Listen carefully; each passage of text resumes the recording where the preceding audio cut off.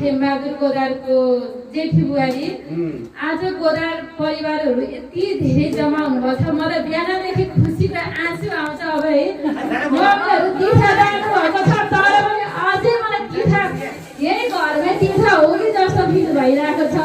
अब मैले कति नानीहरूलाई, बुवा मम्मी दाजुभाइहरूलाई, बुवाहरूलाई देखेको थिइनँ होइन। आज देख्ने मौका स्पेसली बुवाहरूले नै सिकाइदिनु भयो र 2 शब्द राख्ने मौका पनि दिनुभयो। धेरै खुसी छु। बुवाहरू तीर्थ जानुभएको छ, भिडियोलाई पनि देख्नुहुन्छ। अझै खुसीले गदगद गर्दै हुनुहुन्छ होला। लौ बुहारी त बोली छ है बाहिर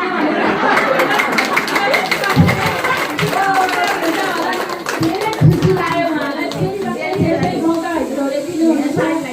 अहिले हजुरहरूलाई हामीले घरमा स्वागत गरेपछि फेरि हजुरलाई आउने मौका दिनुहुन्छ होला।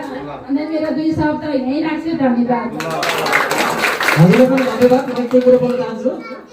सम्मान गर्नुभयो रामाको चाहिँ छोरा बहादुर गोदारको जेठी बुहारी।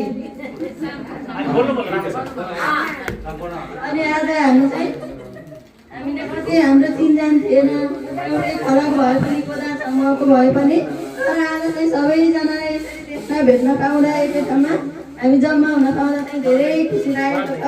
यहाँहरूलाई धेरै धेरै धन्यवाद दिन चाहन्छु। नमस्कार।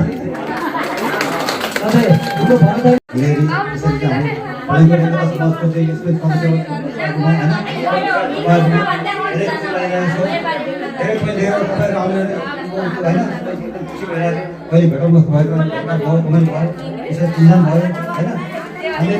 हाम्रो हजुरआको चाहिँ म माइलो छोराको चाहिँ अब केटो नाति नाति त माइलो नाति भयो होइन। अहिले त माइलो छोराको केटो नाति हजुरआको माइलो नाति हो। हामीले त हजुरहरूलाई चिनेको नि थिएन, देख्न पायौँ, चिन्न पायौँ, त्यही खुसी लागेको छ।